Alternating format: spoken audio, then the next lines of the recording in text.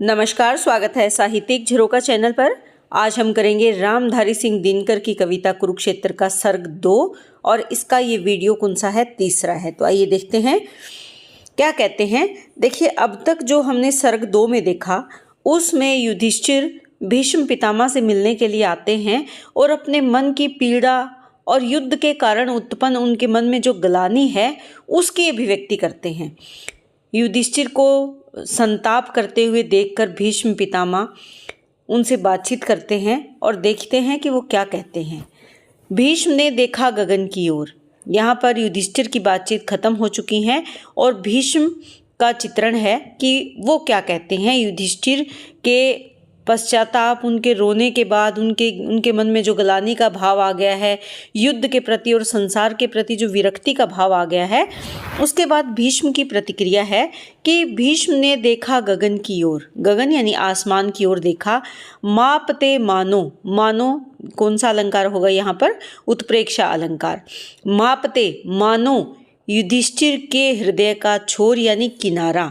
तो यहाँ पर हृदय को अगर देखें तो रूपक अलंकार में व्यंजित भी किया गया है कि उसके हृदय का किनारा नाप रहे हैं, जबकि मन का या हृदय का किनारा नापना असंभव है, परंतु वो आसमान की ओर देख रहे हैं। तो ऐसे लगता है कि जिस प्रकार आसमान फैला हुआ है उसी प्रकार युधिष्ठिर का हृदय भी है और भीष्म उसका किनारा नापने का प्रयास कर रहे हैं। और बोले, और क्या कहते हैं? हाय नर के भाग। हाय से उनके मन में जो दुख का भाव है वो अभिव्यक्त होता है कि मानव के भाग। क्या कभी तू भी तिमिर के पार उस महत आदर्श के जग में सकेगा जाग। किसको कह रहे हैं? मानव को कह रहे हैं। क्या तू भी तिमिर यानी अंधकार, जो अंधेरा पसरा हुआ है उस अंधकार के पार, तिमिर यानी अंधकार के पार उस महत आदर्श के, जो बहुत ही महत्वपूर्ण है, उस आदर्श के जग यानी संसार में सकेगा जाग कि जाग पाएगा। अर्थात क्या तुझे कभी इसका ज्ञान प्राप्त हो पाएगा? किसका ज्ञान? जो आदर्श हैं हमारे, उनका ज्ञान क्या कभी तुम्हें मिल पाएगा? एक नर के प्राण में जो हो उठा साकार है, कि वो एक नर के प्राण में, एक मानव के प्राण में जो आदर्श साकार हो चुका है, क्या उसको संसार जान पाएगा? आज दुख से, खेद से, निर्वेद के आघात से। आज जब वर्तमान समय में युद्ध का जो परिणाम है वो सबके सामने है और इसी परिणाम का जो हमारे सामने नतीजा है, किसका? युद्ध का जो हमारे सामने जो परिणाम है वो क्या है? नर के प्राणों में आज एक उच्च आदर्श, महत आदर्श यानी उच्च आदर्श जाग उठा है।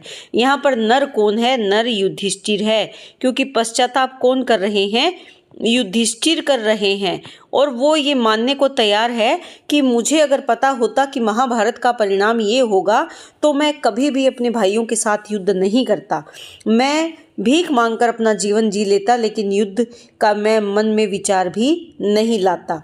और इसी युद्ध के कारण आज युधिष्ठिर की क्या परिस्थिति है या क्या स्थिति है कि उसके मन में उच्च आदर्श जाग उठा है। क्या इससे संसार जागेगा? क्या संसार की अज्ञानता रूपी अंधकार पर, रूपक अलंकार है यहाँ पर, अज्ञानता रूपी अंधकार कभी समाप्त होगा? क्या उसे ज्ञान मिलेगा कि युद्ध का परिणाम क्या है? विनाश है।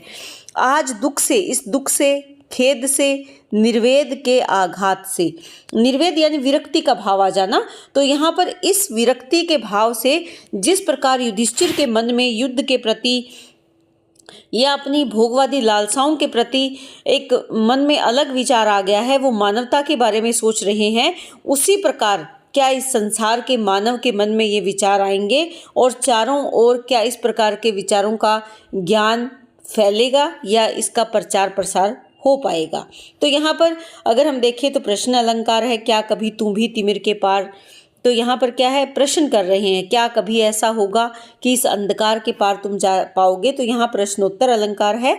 इसके साथ साथ अनुप्रास अलंकार भी है। यहाँ पर देखिए, दुख से, खेद से, निर्वेद के आघात से, यहाँ पर से और द ध्वनि की जो है पुनरावृत्ति हो रही है। इसके साथ साथ तिमिर के पार, जो यहाँ पंक्तियां हैं, अर्थात जैसे कोई प्रकाश के जगत में जागता है या अज्ञान से ज्ञान की यात्रा की जो उपमा दी गई है, तो यहाँ पर अज्ञानता से ज्ञान की यात्रा की जो उपमा है वो यहाँ पर कौन सा अलंकार बनाती है? उपमा अलंकार भी है। आगे क्या कहते हैं? ओ युधिष्ठिर, किसको संबोधन कर रहे हैं? युधिष्ठिर से कहा, तूफान देखा है कभी? ओ यानी और से भी, ओ से क्या है? और। भीष्म पितामह विचार करते हुए किससे कहते हैं? युधिष्ठिर से कहा, तूफान देखा है कभी? क्या तुमने तूफान देखा है? किस तरह आता प्रलय का नाद वह करता हुआ? प्रलय यानी विनाश का, विनाश, नाद यानी शोर कहें अगर, विनाश का शोर करता हुआ। कालसा, कालसा यानी मृत्यु के समान, मृत्यु के समान।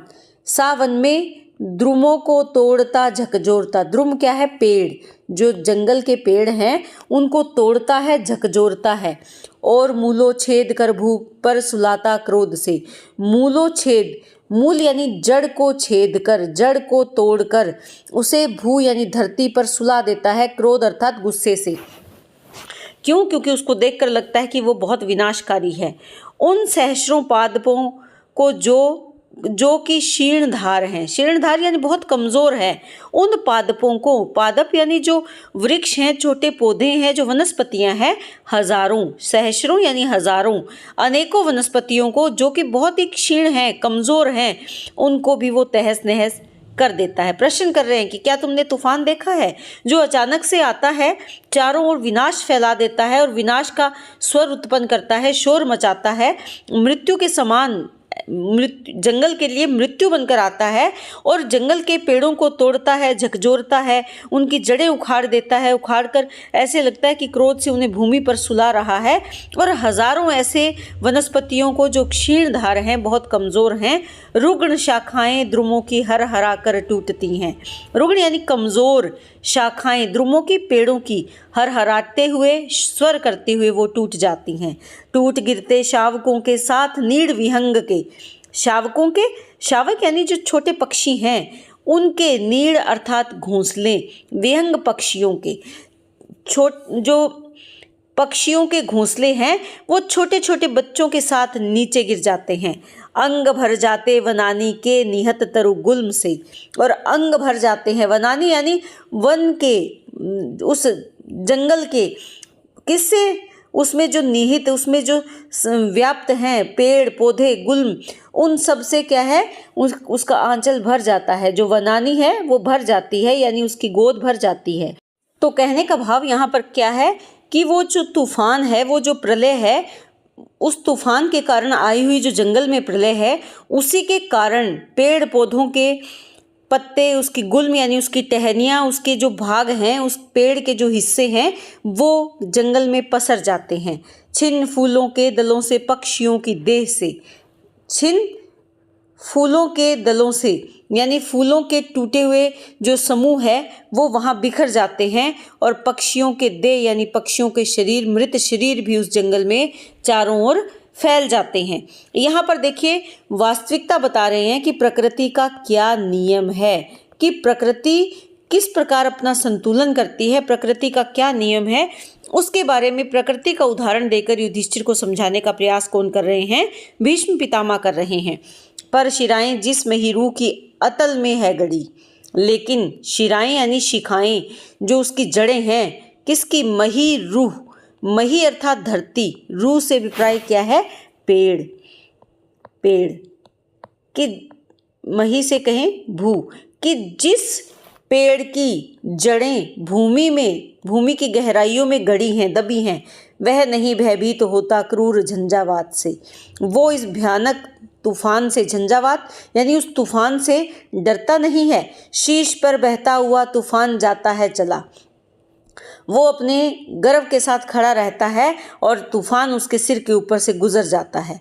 नोचता कुछ पत्र या कुछ डालियों को तोड़ता है, उसे क्या नुकसान होता है कि या तो उसके कुछ पत्ते वो तूफान नोच लेता है या केवल उसकी कुछ टहनियाँ ही टूट पाती हैं, किंतु इसके बाद जो कुछ शेष रह जाता उसे, कि लेकिन इस तूफान के बाद कुछ टूटी हुई टहनियाँ और कुछ पत्तों के बाद जो शेष बचता है, वन विभव के क्षय, वनानी के करुण वैधव्य को, कि वन वैभव का जो नुकसान हुआ, क्षय हुआ है, विनाश हुआ है, और वनानी यानी वन की जो आत्मा कहें या जो वन का सौंदर्य है, उसके करुणा से युक्त जो वैधव्य यानी उसका जो विनाश हुआ है, देखता जीवित महिरूह शोक से, कि जो जीवित वृक्ष है जो अडिग खड़ा रहा वो शोक से देखता है, निर्वेद से, दुख से देखता है।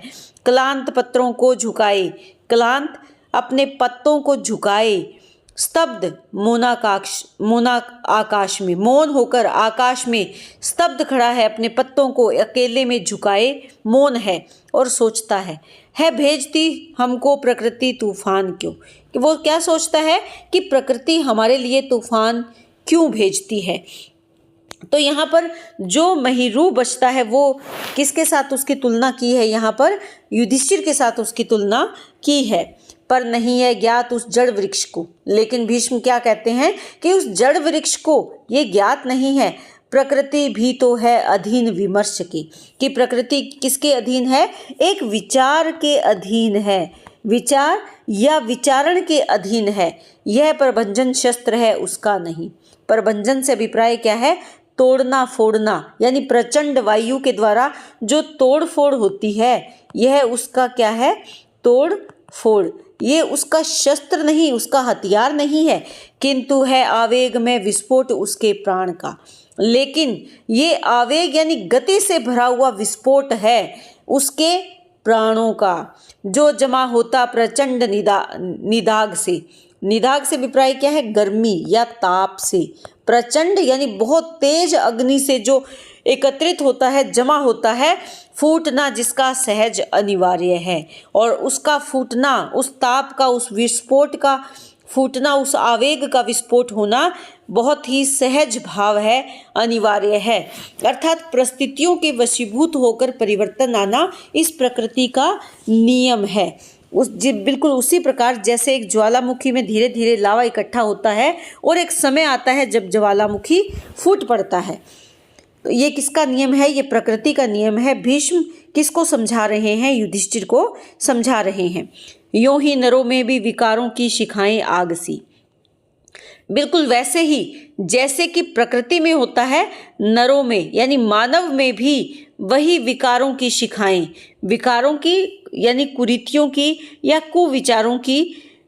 विकार से अभिप्राय क्या है, अभाव, या उसके चरित्र में, उसके आचरण में जो बुरे विचार उसमें शामिल हो जाते हैं या उसका जो दुर्व्यवहार उसमें शामिल हो जाता है, उसकी शिखाएं। यहाँ पर रूपक अलंकार है। विकारों रूपी जो शिखाएं हैं वो आग सी, यहाँ क्या है, उपमा अलंकार है, आग के समान है। एक से मिल एक जलती प्रचंडा वेग से, और एक से एक मिलती जाती है, यानी वो विकार एक एक करके वो शिखाओं रूपी जो विकार है वो इकट्ठे होते जाते हैं और प्रचंड वेग से, तेज अग्नि से वो जल पड़ते हैं। तप्त होता शूद्र अंतर्योम पहले व्यक्ति का, तप्त होता है। शूद्र से अभिप्राय क्या है, अधम या पापी। जो पापी व्यक्ति है, जिसके मन में दुर्विचार आ गए हैं, जो नीच प्रवृत्ति का व्यक्ति है, जो स्वार्थी हो गया है, अहंकारी हो गया है, उस पापी के हृदय में तप्त होता है, जलता है सबसे पहले। और तब उठता धधक समुदाय का आकाश भी, और उसी एक व्यक्ति के कारण धधक उठता है संपूर्ण समुदाय का आकाश भी। अर्थात उस एक व्यक्ति के विचार सब पर प्रभाव डालते हैं और वो भी क्या है, इससे प्रभावित होता है। क्षोभ से, दाह, घृणा से, गरल, ईर्ष्या, द्वेष से। क्षोभ से दूसरे के प्रति क्षोभ का भाव है, विरोध का भाव है, घृणा का भाव है जो जलाने वाली है, गरल विषैला जो भाव है, दूसरे के प्रति ईर्ष्या और द्वेष का जो भाव उसमें आ जाता है। भट्टियां इस भांति जब तैयार होती हैं तभी युद्ध का ज्वालामुखी है फूटता। इन सब विचारों से मिलकर वो भट्टियां तैयार होती है जो युद्ध की पृष्ठभूमि तैयार करती है, और आखिर युद्ध रूपी ज्वालामुखी क्या है, फूट पड़ता है।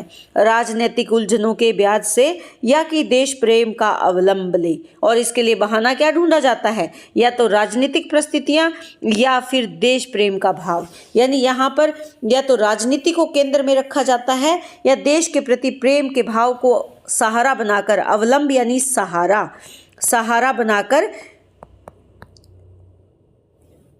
जो ये भाव हैं, चाहे वो क्षोभ है, घृणा है, गर्ल है, ईर्ष्या है, द्वेष है, इन भावों को मिलकर, इन भावों से मिलकर क्या बनता है, एक ज्वालामुखी बनता है जो युद्ध के रूप में फूटकर सामने होता है। और उसकी पृष्ठभूमि क्या होती है, या तो राजनीतिक समस्याएं या देश प्रेम उसका सहारा बनती हैं।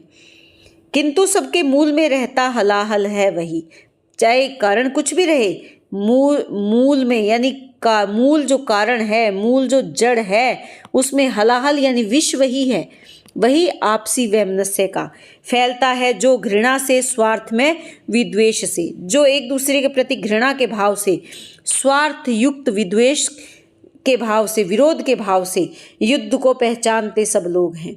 वो कहते हैं कि युद्ध को सब पहचानते हैं, जानते हैं युद्ध का परिणाम अंतिम ध्वंस है, और ये भी जानते हैं कि युद्ध का परिणाम क्या मिलेगा, ध्वंस यानी विनाश ही होगा। युद्ध का परिणाम आखिर क्या है, विनाश है। सत्य ही तो कोटि का वध 5 के सुख के लिए, ये बात बिल्कुल सत्य है कि करोड़ों का वध कर दिया केवल 5 पांडवों के सुख के लिए। किंतु मत सोचो कि इस कुरुक्षेत्र में 5 के ही सुख सदैव प्रधान थे, लेकिन तुम ये मत सोचो कि कुरुक्षेत्र की युद्ध भूमि में केवल 5 पांडवों के सुख ही प्रधान थे। युद्ध में मारे हुओं के सामने 5 के सुख दुख नहीं, उद्देश्य केवल मात्र थे, कि केवल और केवल तुम 5 पांडवों के सुख दुख ही कुरुक्षेत्र में युद्ध के कारण नहीं थे, और भी थे भाव उनके हृदय में।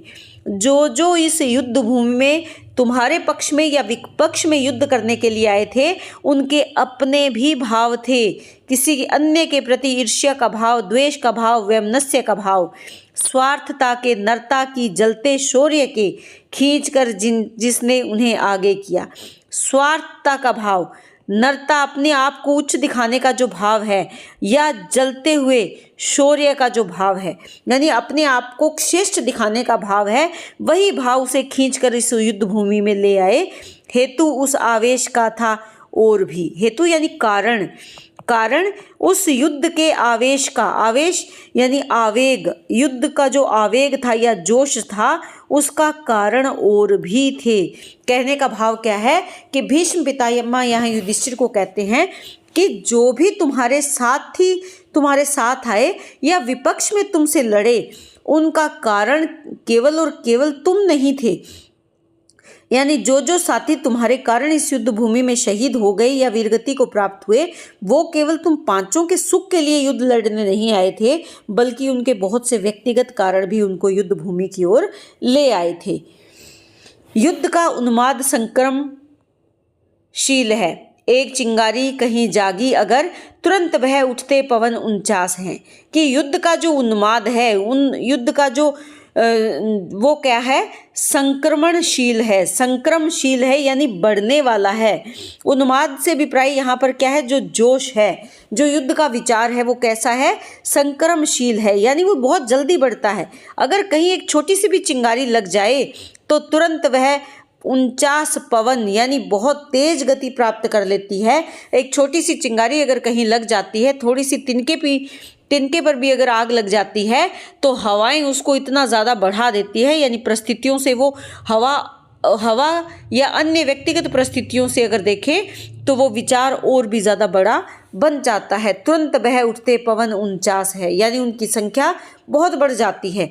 दौड़ती हंसती उबलती आग चारों ओर से, और तब क्या होता है, उन पवनों के कारण, यानी यहाँ पर युद्ध की चिंगारी तो केवल एक थी, लेकिन उस चिंगारी को हवा देने वाली जो विचार हैं वो अनेक थे, और ऐसे में दौड़ती हंसती उबलती आग चारों ओर से, और वो युद्ध की चिंगारी चारों ओर से सुलगने लगती है, और तब रहता कहाँ अवकाश है तत्व चिंतन का, गंभीर विचार का।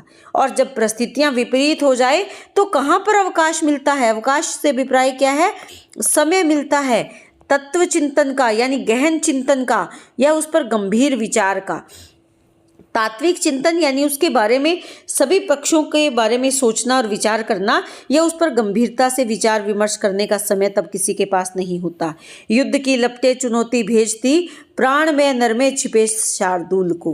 कि युद्ध की जो चुनौती है, युद्ध की जो लपटें हैं वो चुनौती भेजती हैं, और ये चुनौती किसके लिए है, प्राण से युक्त जो मानव है उसके भीतर जो छिपा हुआ, शार्दुल से अभिप्राय यहाँ क्या है, शेर या बाघ यानी वीरता का जो भाव है उसको वो चुनौती भेजती है और वो उस युद्ध के लिए तैयार हो जाता है। यानी उसके भीतर मानव में छिपा हुआ जो एक खूंखार नर है वो जाग उठता है। यानी मानवता का भाव यहाँ पर समाप्त हो जाता है या उस पर विचिंतन या विचार नहीं हो पाता, बल्कि खूंखार रूप वो ले लेता है। युद्ध की ललकार सुन प्रतिशोध से, यानी बदले की भावना से युद्ध की जब वो ललकार सुनता है, दीप्त हो अभिमान उठता बोल है, तब उसका अभिमान, उसका अहंकार और भी तेज हो जाता है। चाहता नस तोड़कर बहना लहू, और उसकी नसों में जो लहू बह रहा है वो इतना ज़्यादा धधकने लगता है कि वो उसको तोड़कर बाहर बह जाना चाहता है। आ स्वयं तलवार जाती हाथ में, और हाथ में उसके स्वयं अपने आप तलवार आ जाती है। रुग्ण होना चाहता कोई नहीं, कोई भी अपने आप को कमज़ोर दिखाना नहीं चाहता, नपुंसक होना या रुग्ण होना नहीं चाहता। रोग लेकिन आ गया जब पास हो, रुग्ण से अभिप्राय क्या है, रोगी है।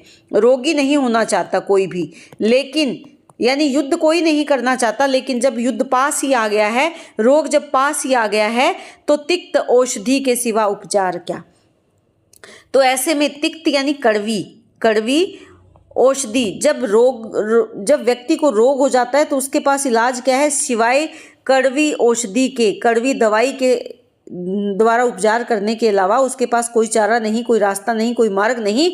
उसी प्रकार युद्ध भी जब सामने खड़ा हो तो उस युद्ध भूमि में जाकर रण करने के सिवा कोई उपचार नहीं है, कोई समाधान नहीं है। शमित होगा वह नहीं मिष्ठान से, शमित नहीं होगा, समाप्त नहीं होगा। मिष्ठान यानी मीठे से, मीठे से अभिप्राय क्या है कि मिठाई खाने से वो जो रोग है दूर नहीं होगा। उस रोग को दूर करने के लिए कड़वी औषधि खानी ही होगी। उसी प्रकार युद्ध भूमि में जब पहुंच जाए या युद्ध की परिस्थितियां जब उत्पन्न हो जाए, तो केवल मीठे वचनों से उन परिस्थितियों को टाला नहीं जा सकता, बल्कि वो परिस्थितियां युद्ध भूमि में मानव को ले ही जाती हैं। हे मृषा तेरे हृदय की जल्पना, युद्ध करना पुण्य या दुष्पाप है, क्योंकि कोई कर्म है ऐसा नहीं जो स्वयं ही पुण्य हो या पाप हो। यहाँ हे मृषा तेरे हृदय की, यहाँ होगा कल्पना।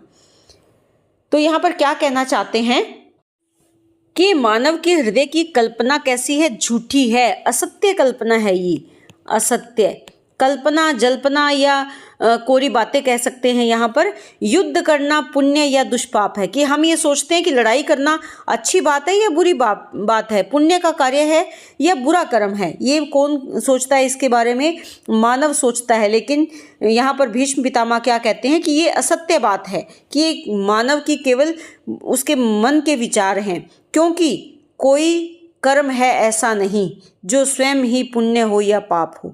कि कोई भी कर्म ऐसा नहीं जिसकी हम इस प्रकार से कल्पना कर लें अपने आप ही, जिसके बारे में हम माने कि ये पुण्य है या पाप है।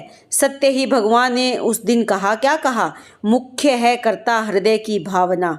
मुख्य कार्य क्या है, करने वाले के मन का भाव ही मुख्य है। हम जो कर्म कर रहे हैं, ये किसने कहा, भगवान ने। भगवान यहाँ पर कौन है, कृष्ण है, जो उपदेश देते हैं गीता का।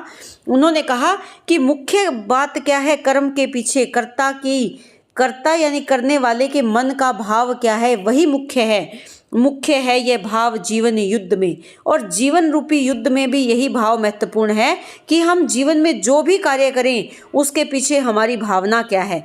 भिन्न हम कितना रहे निज कर्म से, निज यानी अपने कर्म से, अपने कर्म से हम कितना भागें। एक वीर पुरुष का कर्म क्या होता है, विपरीत परिस्थितियों में युद्ध को स्वीकार करना या अपनी जनता की रक्षा करना, अपने स्वार्थ के लिए नहीं बल्कि समाज कल्याण के लिए जो भाव रखते हुए अपना कर्म करना। तो यहाँ क्या है कि हम अपने कर्म से भिन्न नहीं रह सकते। भिन्न से अभिप्राय क्या है, अलग नहीं हो सकते।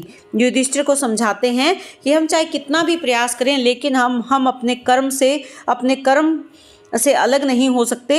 ये हम पर निर्भर करता है कि हम जो भी कार्य कर रहे हैं उस कर्म के पीछे भाव क्या है। भाव प्रधान, यानी कर्ता के हृदय की जो भाव है वो ही प्रधान है। अगर युद्ध हुआ, युद्ध में तुम्हारा भाव केवल राजगद्दी नहीं थी, बल्कि क्या था, अन्याय का विरोध करना, अन्याय को समाप्त करना अगर तुम्हारे मन का भाव था तो तुमने युद्ध करके कोई किसी प्रकार का कोई पाप नहीं किया है। तो इस प्रकार के विचारों से युधिष्ठिर को समझाने का प्रयास कर रहे हैं। कौन कर रहे हैं? भीष्म पितामह कर रहे हैं।